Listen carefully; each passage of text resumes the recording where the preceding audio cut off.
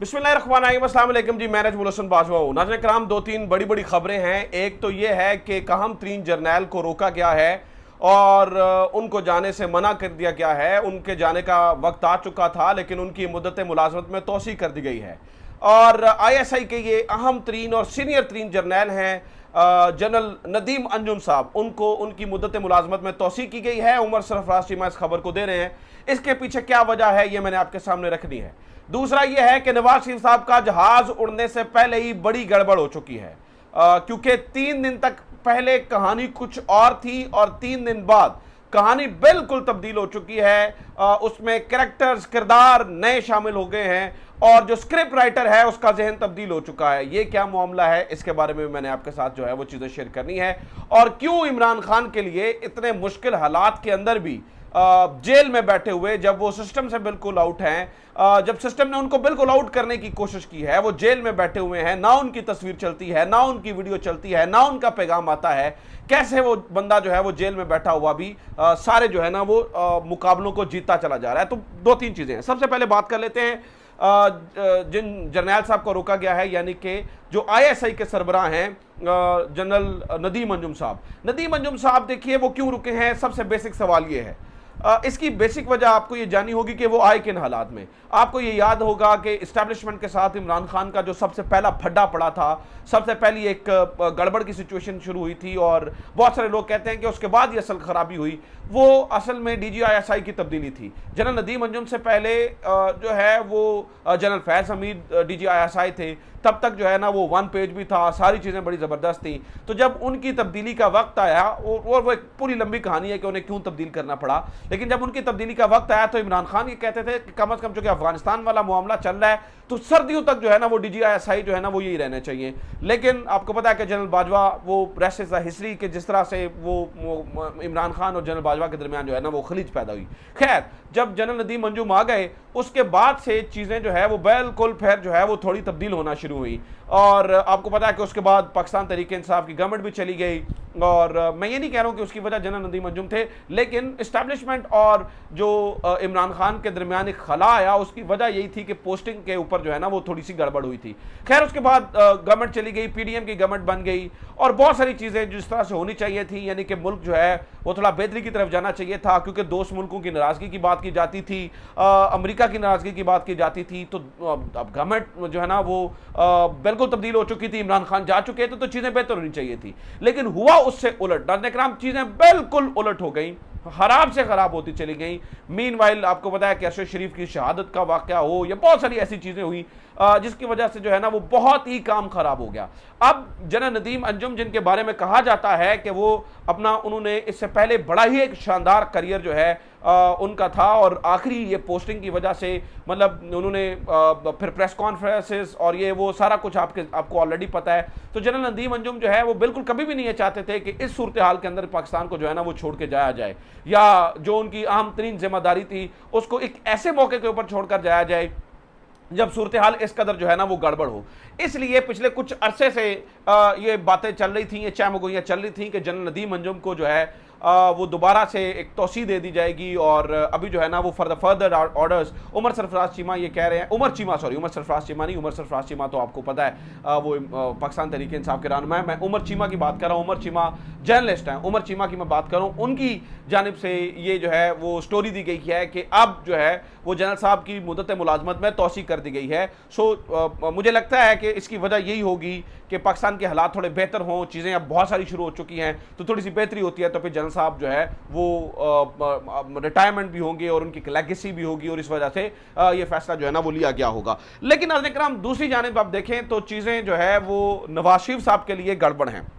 वो किस तरह से, नाज़रीन कराम, इससे पहले 2-3 दिन पहले आपने ये देखा कि नवाज शरीफ की बिल आखिर एक फाइनल तारीख दी गई थी कि 21 अक्टूबर को जो है वो पाकिस्तान में आ रहे हैं, और 21 अक्टूबर को जो है वो उन्होंने अब आखिरकार ये फैसला कर लिया है कि पाकिस्तान जो है ना वो जाना ही जाना है। तो अब जो है वो तैयारी हो गई। मीनवाइल एक स्टोरी निकली बड़ी ज़बरदस्त, बहुत ज़बरदस्त स्टोरी निकली। एक सहाफ़ी है कामरान यूसुफ साहब, उन्होंने एक स्टोरी दी। उन्होंने कहा जी एक बिजनेसमैन जिनका एस्टैब्लिशमेंट के से बड़ा ही करीबी रब्ता है, उन्होंने ये बताया, इस्टेब्लिशमेंट का बहुत ही करीबी उनके रवाबत हैं, उन्होंने बताया कि ये फैसला कर लिया गया है कि नवाज शरीफ साहब चौथी बार प्राइम मिनिस्टर बनेंगे। चौथी बार जो है वो वज़ीर आज़म बनने जा रहे हैं। तो कहते हैं कि मैंने सवाल किया कि ये कैसे मुमकिन है, एस्टैब्लिशमेंट को नवाज शरीफ साहब कैसे डाइजेस्ट हो सकते हैं, क्योंकि इससे पहले अगर आप नवाज शरीफ साहब की हिस्ट्री देखें तो जितने चीफ उन्होंने सेलेक्ट किए हैं उन्हीं के साथ उनका फड्डा हुआ, कभी भी जो है ना वो एस्टैब्लिशमेंट के साथ उनकी बनी नहीं है। हाँ, अगर आप देखें कि शहबाज शरीफ साहब, अगर वो एक डिफरेंट स्टोरी है। शहबाज शरीफ साहब जो है ना वो बिल्कुल उबे करते हैं बात को, बिल्कुल उबे क्या करना है मतलब लेट ही जाते हैं ना, वो उन्होंने जो है ना वो उनके डोमेन में जाना होता है। जो नवाज शरीफ की बजाय शहबाज शरीफ जो है ना वो ज़्यादा सूटेबल हैं, तो फिर नवाज शरीफ साहब को चौथी बार प्राइम मिनिस्टर बनाने का क्यों सोचा जा रहा है? तो इसके पीछे मंतक ये थी कि हुआ ये है कि असल में नवाज शरीफ साहब के जो टर्म्स हैं वो ज़्यादा अच्छे हैं अरब ममालिक से और बैरूनी दुनिया से, और नवाज शरीफ साहब के टर्म्स को इस्तेमाल करते हुए पाकिस्तान की इकॉनमी को तो भी बेहतर करना है। अगर पाकिस्तान की इकॉनमी बेहतर नहीं होती है तो सबके लिए जो है ना वो मुश्किलात होंगी। लिहाजा नवाज शरीफ साहब को इसलिए जो है ना वो, और नवाज शरीफ साहब को इस बार पूरे 5 साल दिए जाएंगे, ये भी जेहन में लाया गया, मतलब ये फैसला किया गया है कि नवाज शरीफ साहब के जो है ना वो पूरे 5 साल होंगे। ये कामरान यूसुफ साहब की 3 दिन पहले की स्टोरी थी। लेकिन नाज़रीन किराम, इससे पहले कि जहाज उड़ता, इससे पहले कि वो लैंड करते, इससे पहले कि यहां पर जो है ना वो ठाठे मारता हुआ समंदर जो है वो उनका इस्तकबाल करता, बहुत सारी चीजें गड़बड़ हो गई हैं। पहली गड़बड़ तो ये हुई है कि ये वही सहाफी रिपोर्ट कर रहा है जिसकी ये पहली स्टोरी है कि सबसे बड़ा मसला ये है कि अवाम के दिल के अंदर जो पहली जो मुख्तदर हलकों के लिए जो है ना वो थोड़ी सी बेचैनियां हैं, यानी कि अवाम और मुख्तदर हलकों के दरमियान एक खलीज पैदा हो चुकी है। तो अगर नवाज शरीफ साहब जो है ना वो प्राइम मिनिस्टर बन जाते हैं दोबारा से, या उनको प्राइम मिनिस्टर बना दिया जाता है, तो अवाम जो है वो ऑलरेडी ये सोचते हैं कि अगर इमरान खान को हटाना था तो क्या पीडीएम को लाना था, क्या ये मुतबादिल थे, उन्होंने मुल्क का बेड़ा गर्क कर दिया है। तो जो अवाम के अंदर एक ऑलरेडी एक जज्बात उभरे हुए हैं, उनको रोका कैसे जाएगा? तो ये सबसे बड़ा चैलेंज है। अच्छा, वो मामला तो उधर ही रहा। अगली कहानी सुने, जो गेम हुई है, जो असल गेम हुई है, वो ये हुई कि चीफ जस्टिस ने जाते हुए एक फैसला दिया है, और वो फैसला कि तमाम के केसेस जो है वो खुल जाएं। अब तमाम की जो सजाएं हैं वो बहाल हो चुकी हैं। इसने कश्मकश में डाल दिया है। नवाज शरीफ साहब को लगता है कि कहीं मेरे साथ कोई डबल गेम तो नहीं हो गई। नवाज शरीफ साहब इस वक्त जो है ना वो मुकम्मल तौर पर ये समझने से कासिर हैं कि कहीं मैं ट्रैप में तो नहीं आ रहा हूं, क्योंकि नवाज शरीफ साहब के करीबी जो राना सनाउल्लाह साहब हैं वो तो अभी बता रहे हैं कि वो 21 अक्टूबर को आ रहे हैं। लेकिन कल एक बड़ा पत्ता फेंका गया है। वो क्या, जो नवाज शरीफ साहब के जहाज उड़ने से पहले मैं कह रहा हूं ना गेम खराब हुई है, वो ये कि एकदम से डॉक्टर अदनान मंजर आम पर आते हैं और डॉक्टर अदनान ये बताते हैं कि जनाब उनकी 80% शरियानें बंद हो चुकी हैं, उनके दिमाग को खून की सप्लाई सही नहीं हो रही है, और अचानक से जो डॉक्टर अदनान की जो एक पोजीशन है वो ज़्यादा इंपॉर्टेंस इख्तियार कर जाती है, और पता ये लगता है कि जनाब नवाज शरीफ साहब की जो सेहत है वो दोबारा से डिटोरिएट कर रही है, चीज़ें जो है वो बेहतर नहीं है। मीनवाइल मरियम नवाज साहबा की टिकट हो जाती है, मतलब उनके बारे में भी इत्तलात हैं कि वो भी जो है ना वो लंदन जा रही हैं। तो अब्बा जी ने क्या आना था, बेटी भी जा रही हैं। अभी जो 21 अक्टूबर की उनके आने की जो डेट है वो अब कश्मकश में पड़ गई है, मखमसा में आ गई है, चीज़ें जो है ना वो गड़बड़ हो गई हैं, और सूरत हाल जो है वो ख़राब है। मीनवाइल अगर आप इन सारी चीज़ों को एक साइड पर रखकर देखें और आप नाज़रीन किराम दूसरी तरफ अटक जेल के बैरक नंबर 3 के कैदी 804 का मुताला करें और देखें कि कैदी नंबर 804 क्या कर रहा है, तो उसके लिए इस सारे खेल से आउट होने के बाद सारी की सारी जीत उसी के लिए है। वो किस तरह से, दो चीज़ें हैं। एक तो ये है नाज़रीन किराम कि ये मोहम्मद अली दुरानी जैसे करैक्टर जो है या किरदार एक्टिव हो चुके हैं, जो ये बता रहे हैं कि चीज़ें ऐसी नहीं होंगी जैसे कही जा रही हैं।